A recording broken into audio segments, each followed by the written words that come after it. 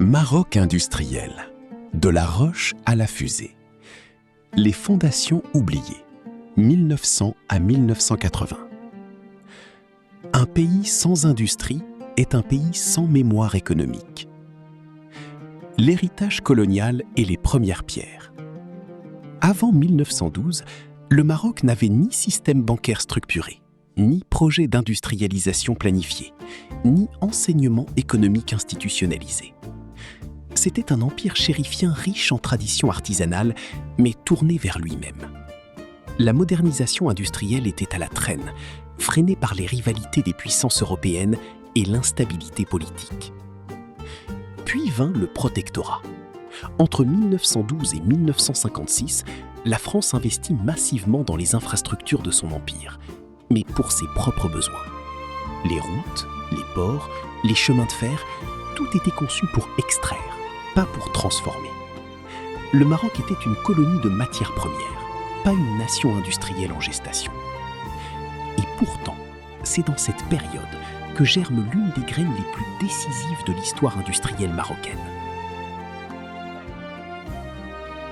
1920, la naissance de l'OCP, premier empire industriel du Maroc. Le 7 août 1920, par décret du sultan, est créé l'Office chérifien des phosphates. La première mine ouvre à Kouribga, l'un des gisements phosphatiers les plus riches au monde. En mars 1921, les premiers chargements de roches phosphatées quittent le port de Casablanca. L'histoire industrielle du Maroc vient de commencer, par les sous-sols. Le Maroc détient aujourd'hui environ 70% des réserves mondiales de phosphate. Cette richesse souterraine est à la fois une bénédiction et un piège. Pendant des décennies, elle nourrit l'illusion qu'exporter des matières premières suffit à développer une économie. En 1965, le groupe crée Maroc Chimie à Safi, première tentative de monter dans la chaîne de valeur. Transformer la roche en acide phosphorique, en engrais. C'est une révolution discrète. Le Maroc commence à vendre du savoir-faire, pas seulement de la terre.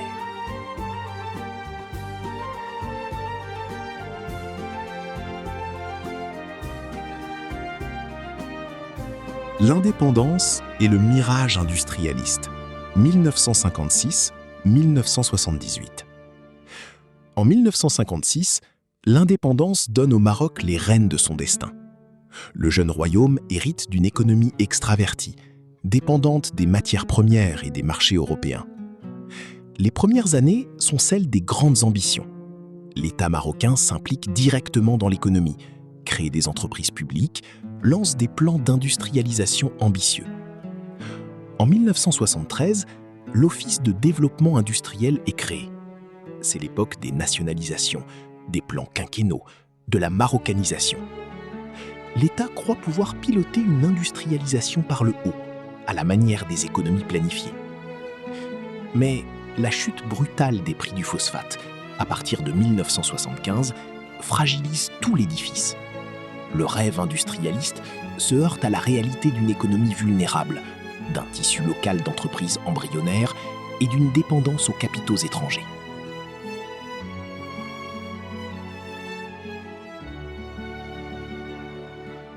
Le Maroc entre dans une longue période de doute. Le Maroc commence à observer attentivement les modèles. Singapour, la Turquie, la Corée du Sud, le Mexique. Il cherche sa propre formule. Plan Émergence 2005, le premier pari sectoriel. En 2005, le gouvernement lance le plan Émergence. Pour la première fois dans l'histoire contemporaine du Maroc, l'État identifie des secteurs précis à développer en priorité. L'offshoring, le textile technique, l'agroalimentaire, l'électronique, l'aéronautique, l'automobile. C'est un changement de paradigme fondamental. Le message est clair. Le Maroc ne peut pas tout faire. Il doit choisir ses batailles, concentrer ses atouts, position géographique, coût compétitif, formation adaptée, sur des filières à fort potentiel d'exportation. Les résultats du plan Émergence sont mitigés. Certains secteurs, comme l'offshoring et l'aéronautique, commencent à émerger. D'autres, notamment le textile haut de gamme, peine à se structurer. Mais le plan pose les fondations conceptuelles sur lesquelles tout le reste va s'appuyer.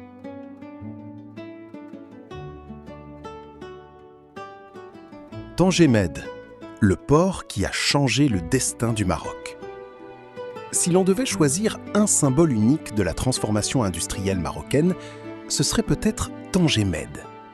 Inauguré en 2007, ce complexe portuaire, situé à 14 km de l'Europe, est bien plus qu'un port. C'est un système logistique complet, une zone franche industrielle, un nœud de connexion entre l'Afrique, l'Europe et l'Asie. En 2024, Tanger Med est classé parmi les 20 premiers ports à containers du monde. Il traite plus de 9 millions de containers par an. Autour de lui gravitent des centaines d'entreprises industrielles, attirées par la proximité des marchés européens, les infrastructures de classe mondiale et les facilités administratives des zones franches. Tanger Med n'est pas qu'une prouesse logistique. C'est la preuve que le Maroc peut concevoir, financer et gérer à grande échelle une infrastructure complexe. C'est la confiance retrouvée d'un pays qui ose se mesurer au meilleur.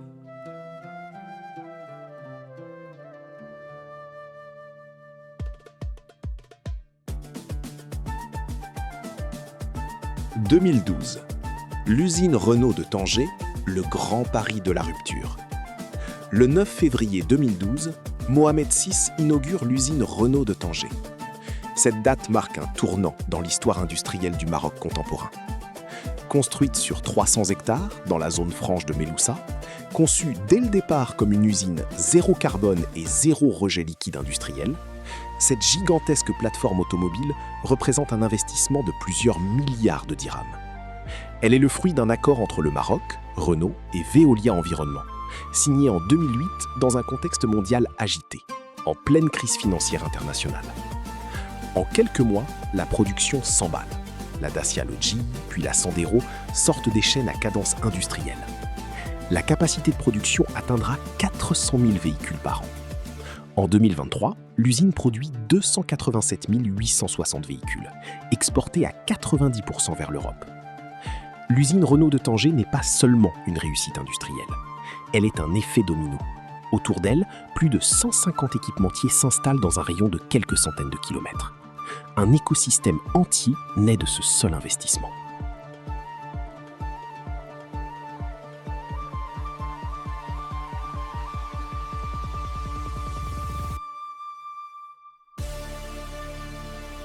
L'aéronautique marocaine, du câblage à l'ingénierie.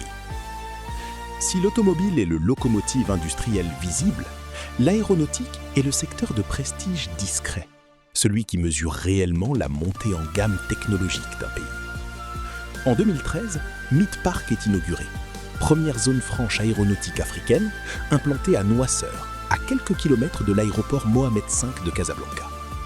Elle accueille des sous-traitants de Safran, Boeing, Airbus, des entreprises qui fabriquent des harnais de câblage, des structures de fusage, des composants d'avionique. En 2020, le Maroc est devenu le 5e poste de commerce extérieur dans l'aéronautique, alors qu'il était inexistant dans ce secteur 20 ans plus tôt. Les plateformes de Casablanca et Noisseur accueillent des activités de haute précision: câblage, assemblage de composants, maintenance, ingénierie aéronautique. Thales y développe un centre d'expertise en impression 3D métallique. C'est une rupture. Le Maroc ne monte plus seulement des pièces conçues ailleurs. Il commence à concevoir, tester, certifier.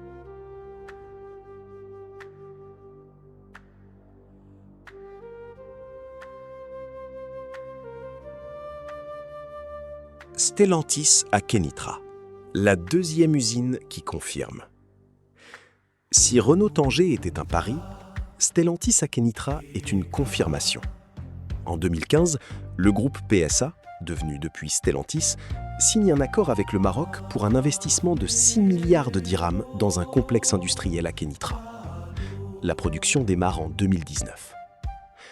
L'usine Stellantis de Kenitra produit des véhicules de la marque Citroën, notamment le Citroën C3 Aircross, et vise une capacité annuelle de 200 000 véhicules. Elle emploie directement des milliers de travailleurs. Autour d'elle, un deuxième écosystème de fournisseurs se structure dans la région Rabat-Kenitra-Salé. La combinaison Tanger plus Kénitra transforme radicalement la géographie industrielle du Maroc. Deux pôles automobiles majeurs, à 150 km l'un de l'autre, forment un corridor industriel qui génère des effets d'entraînement sur toute la région nord-atlantique du pays.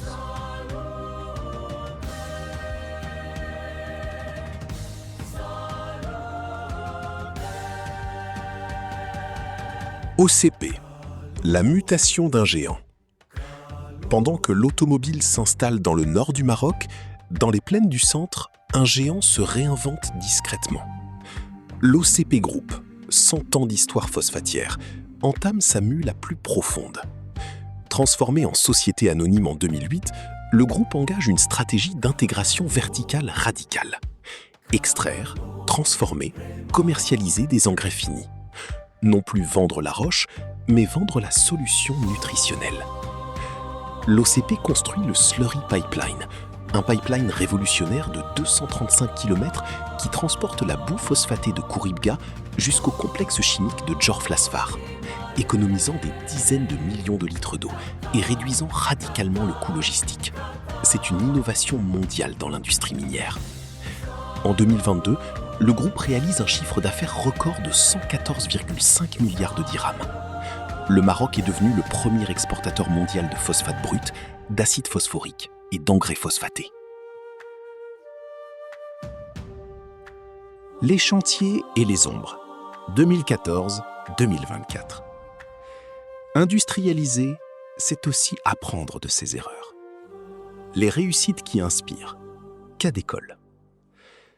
L'histoire industrielle du Maroc est aussi faite de réussites humaines qui méritent d'être racontées. Des histoires d'entrepreneurs marocains qui ont osé franchir le pas. Lear Corporation, fournisseur américain de sièges automobiles, installe ses premières unités au Maroc au début des années 2000. En 2024, l'entreprise emploie plus de 30 000 personnes au Maroc, dans plusieurs usines réparties de Tanger à Kénitra. C'est l'un des plus grands employeurs industriels privés du pays. Dans un registre différent, Dolidol, fabricant marocain de matelas fondé dans les années 1960 à Casablanca. L'entreprise réussit, grâce à l'essor automobile, une reconversion partielle vers la production de mousse technique pour l'industrie automobile. De la chambre à coucher à l'habitacle d'une Renault. C'est la montée en gamme graduelle dont rêvent tous les industrialistes. Et puis, il y a l'histoire des câbles automobiles. Le Maroc est aujourd'hui le premier exportateur de câbles automobiles vers l'Europe, supplantant des pays comme la Pologne ou la Roumanie.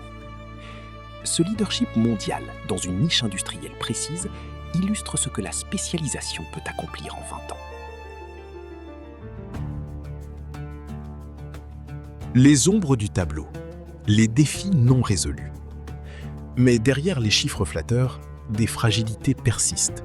L'honnêteté intellectuelle impose de les nommer. Premier défi, la concentration sectorielle. En 2024, l'automobile représente à elle seule près de 196 milliards de dirhams de chiffre d'affaires industriel et plus de 250 000 emplois directs. C'est formidable, mais aussi potentiellement dangereux.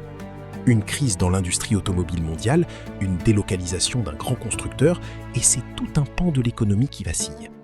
Les économistes avertissent, les pays qui réussissent à long terme sont ceux qui diversifient leur niche, pas ceux qui en surexploitent une seule. Deuxième défi, l'intégration locale insuffisante. Malgré des progrès réels, le taux d'intégration locale dans l'automobile demeure en deçà des ambitions. Trop de valeur ajoutée est encore capturée à l'étranger. Les équipementiers marocains peinent à monter en gamme technologique. Troisième défi, les inégalités territoriales. La région de Casablanca-Ceuta concentre à elle seule plus de 442 milliards de dirhams de production industrielle en 2024, soit plus de la moitié du total national. Tanger-Tétouan suit avec 163 milliards. Mais des régions entières, le Souss, l'Oriental, Dratafilanet, restent quasi absentes de la carte industrielle. L'industrialisation marocaine est géographiquement déséquilibrée. L'échec de l'industrie électronique grand public. Tous les paris industriels n'ont pas été gagnants. L'histoire industrielle marocaine compte aussi ses pages douloureuses. Au début des années 2000, le Maroc ambitionne de devenir un hub d'assemblage électronique, en concurrence avec des pays d'Europe de l'Est. Des zones dédiées sont planifiées, des incitations fiscales sont offertes, mais les investisseurs européens choisissent finalement la Pologne, la Roumanie, la Hongrie, des pays membres de l'Union européenne avec une libre circulation des marchandises et une main-d'œuvre qualifiée abondante. Le secteur du textile haut de gamme a connu des vicissitudes similaires. Les plans successifs ciblaient la montée en gamme vers le vêtement de luxe et le textile technique. Les résultats sont restés partiels. Le Maroc a amélioré ses performances à l'export, mais n'a jamais réussi à se positionner durablement dans le luxe international, face à la concurrence italienne, française ou turque. Ces échecs ne sont pas des catastrophes, ce sont des prix payés pour l'apprentissage industriel. Chaque pays qui s'industrialise rapidement en connaît. Ce qui distingue les réussites, c'est la capacité à tirer les leçons et à pivoter.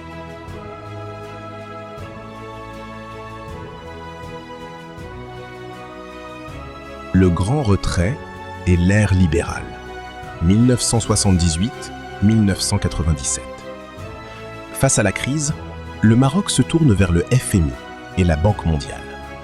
Les plans d'ajustement structurel imposent leur logique. Réduction de l'État, privatisation, libéralisation des marchés. C'est la fin de l'interventionnisme industriel musclé. Le pays s'ouvre, mais sans stratégie claire.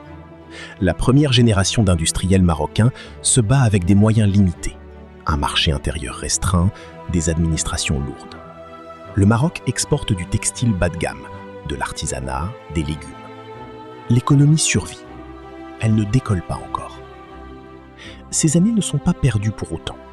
Elles forgent une génération de chefs d'entreprise aguerris, habituent les industriels marocains à la compétition internationale, créent les bases silencieuses d'un tissu privé futur. L'échec instruit.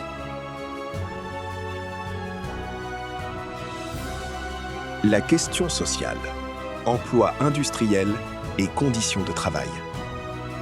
L'industrialisation marocaine crée des emplois. Plus de 42 700 postes nets créés en 2024 seuls. Mais quelle qualité d'emploi? Quelles conditions? Dans les usines automobiles de Tanger, les salaires de départ sont compétitifs pour le Maroc, mais modestes à l'échelle internationale. Le turnover est élevé dans certains ateliers. Les syndicats signalent des cadences difficiles, des heures supplémentaires parfois imposées lors des pics de production. Le Maroc fait face à une tension fondamentale. Pour attirer les investisseurs étrangers, il doit maintenir des coûts de main-d'œuvre compétitifs. Mais pour réduire les inégalités sociales, le pays est classé 123e à l'indice de développement humain. Il doit améliorer les conditions de vie de ses travailleurs industriels. Comment concilier compétitivité et dignité? C'est la question centrale du modèle industriel marocain des prochaines décennies.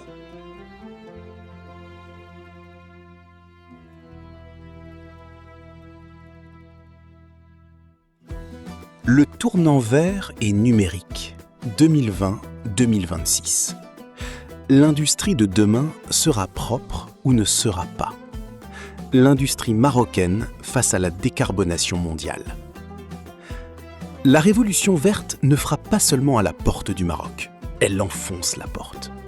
Les donneurs d'ordre européens, sous pression des régulations de Bruxelles, exigent désormais de leurs fournisseurs des bilans carbone certifiés, des chaînes d'approvisionnement décarbonées, des rapports ESG audités. Pour le Maroc, c'est une opportunité et une urgence simultanée. Opportunité, le royaume dispose d'un potentiel solaire et éolien exceptionnel. La centrale Nour, à Ouarzazate, est la plus grande centrale solaire à concentration du monde. Le plan énergétique national vise 52% d'énergie renouvelable dans le mix électrique à l'horizon 2030. Une industrie alimentée par des énergies propres sera plus compétitive demain. Urgence.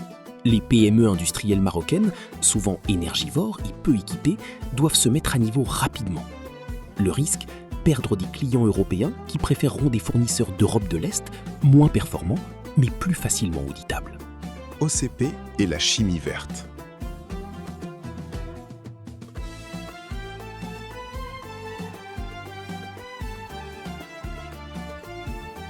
Vers les fertilisants intelligents. À Djorflasfar, au bord de l'Atlantique, une autre révolution est en marche. L'OCP Group ne se contente plus de produire des engrais phosphatés classiques. Il investit massivement dans la chimie verte. fertilisants intelligents adaptés aux sols africains, intrants pour l'agriculture de précision, engrais hybrides pour les batteries de nouvelle génération. Amzinda et Mescala, de nouveaux complexes industriels sont en construction, avec l'objectif d'ajouter 9 millions de tonnes de capacité d'ici 2028. L'OCP positionne le Maroc comme acteur de l'innovation agronomique mondiale, pas seulement comme fournisseur de matières premières. À fin avril 2025, les exportations de phosphates et dérivés ont atteint 27,65 milliards de dirhams, en progression de 12,3% par rapport à la même période de 2024. Le pari de la montée en valeur ajoutée se concrétise dans les chiffres.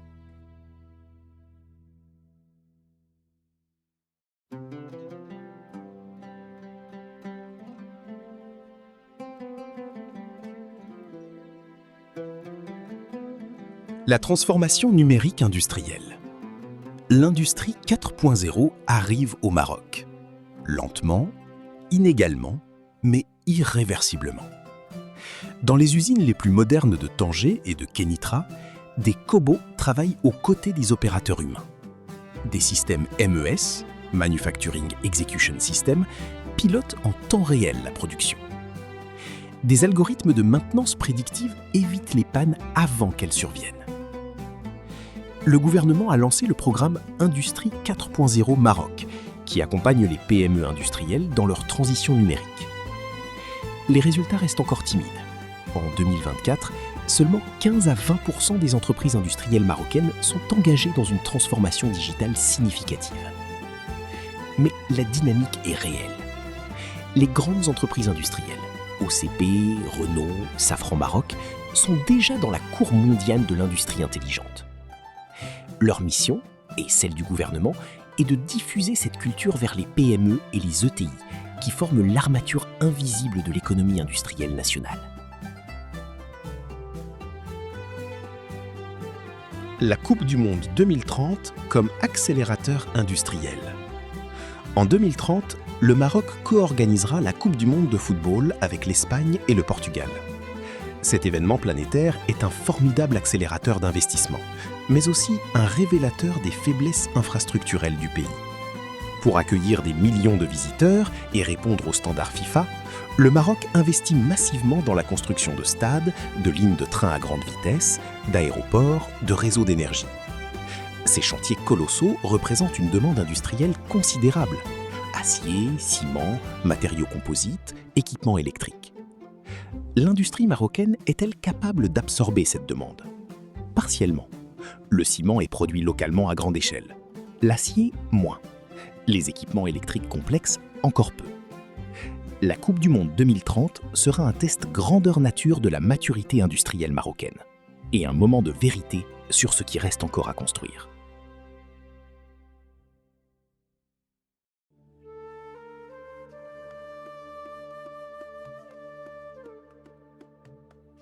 L'horizon 2030 et au-delà.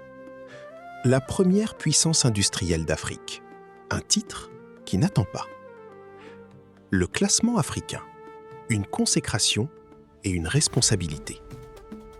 En mai 2026, l'Africa Industrialization Index de la Banque africaine de développement place le Maroc au premier rang des puissances industrielles du continent africain, devant l'Afrique du Sud et l'Égypte. C'est une consécration historique et une responsabilité nouvelle. Ce classement reconnaît une trajectoire construite sur plusieurs décennies. La montée en gamme de l'appareil productif, l'essor des exportations manufacturières, la structuration d'écosystèmes industriels compétitifs à l'échelle mondiale.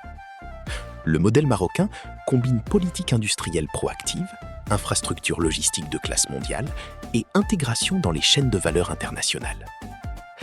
Mais être premier en Afrique ne suffit pas. Le vrai défi est d'être compétitif à l'échelle mondiale. Et là, il reste beaucoup de chemin à parcourir. Les ambitions de la nouvelle charte industrielle. En 2022, le Maroc adopte la nouvelle charte de l'investissement. En 2025, une nouvelle version renforce les mécanismes de soutien. Guichet unique pour les démarches internationales, prime à l'investissement pour les projets structurants, accélération des zones industrielles dans les régions sous-industrialisées. Les objectifs sont ambitieux. porter le chiffre d'affaires industriel à 1500 milliards de dirhams à l'horizon 2035, créer 1 million d'emplois industriels supplémentaires, doubler le nombre d'emplois dans le secteur aéronautique d'ici 2030, selon le ministre Riyad Mezzour. L'investissement record de 90 milliards de dirhams en 2024, en hausse de 30%, montre que la machine est lancée. La vraie question n'est plus de savoir si le Maroc peut s'industrialiser. C'est déjà fait. La vraie question est de savoir s'il peut s'industrialiser mieux, de manière plus inclusive, plus verte, plus innovante, plus souveraine.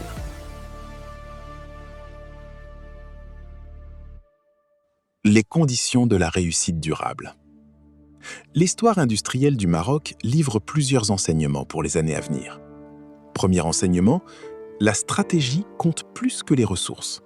Le Maroc n'est pas riche en pétrole ni en gaz. Il a compensé cette absence par une stratégie industrielle cohérente, patiente, adaptative. D'autres pays africains, riches en ressources naturelles, peinent à s'industrialiser, faute de vision. Deuxième enseignement, la formation est la condition sine qua non. Les IFNIA, les écoles d'ingénieurs, les instituts de formation professionnelle, ce sont eux qui rendent possible la montée en gamme. Une usine sans technicien qualifié reste un bâtiment vide. Troisième enseignement, les infrastructures créent les conditions, mais ne suffisent pas. Tangemed est un chef-d'œuvre logistique, mais sans écosystème industriel autour, il reste un port. C'est l'articulation entre infrastructure et tissu productif qui crée la richesse. Quatrième enseignement, l'échec est formateur. Les tentatives ratées dans l'électronique grand public, les fragilités du tissu de sous-traitants, les inégalités régionales, tout cela n'est pas une honte. C'est la matière de la prochaine phase de transformation.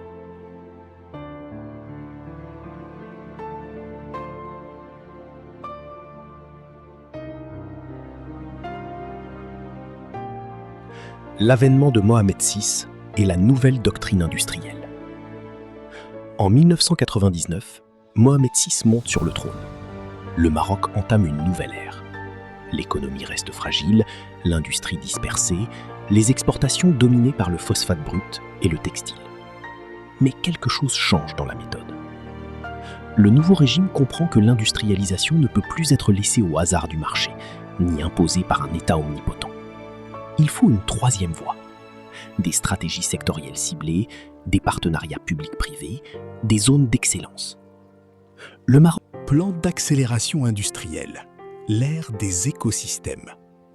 En 2014, le gouvernement tire les leçons du plan Émergence et lance le plan d'accélération industrielle 2014-2020. Le changement de méthode est radical. On ne parle plus seulement de secteur, mais d'écosystème. L'idée est puissante dans sa simplicité. Plutôt que d'implanter des usines isolées, on crée des grappes industrielles complètes, regroupant fabricants, équipementiers, centres de formation, instituts de recherche et services logistiques. L'écosystème génère des synergies que l'usine isolée ne peut pas créer. Le plan cible une ambition chiffrée, créer 500 000 emplois industriels nets et porter la part de l'industrie dans le PIB à 23%. Des zones industrielles intégrées sont planifiées dans toutes les régions du royaume. Des instituts de formation spécialisés, les IFNIA, sont créés pour former des techniciens directement aux standards des constructeurs automobiles. L'équation marocaine est un pays de paradoxes fascinants. Un pays encore classé dans la catégorie revenus intermédiaires, avec des inégalités sociales persistantes et un développement humain insuffisant, et pourtant premier exportateur mondial de câbles automobiles, première puissance industrielle d'Afrique, fournisseur d'Airbus et de Renault. Un pays qui n'avait pas une seule voiture assemblée industriellement avant 1960 et qui en produit 500 000 par an aujourd'hui. Un pays qui extrayait de la roche phosphatée et la vendait brute et qui vend aujourd'hui des solutions nutritionnelles sur les marchés africains et asiatiques. L'industrialisation du Maroc n'est pas une success story linéaire. Elle est faite d'ambition et de déception, de plans réussis et de plans abandonnés, d'usines qui tournent et de zones industrielles qui attendent leurs investisseurs. Elle est humaine, donc imparfaite. Mais elle avance, elle crée, elle transforme. Et dans les collines de Khouribga, sur les docks de Tanger, dans les ateliers de câblage de Casablanca, dans les laboratoires d'OCP à Djorf-Lasfar. Des milliers de Marocains, chaque jour, font de leur pays quelque chose qu'ils n'étaient pas la veille. C'est cela l'industrialisation. Non pas un programme, une décision collective, renouvelée chaque matin.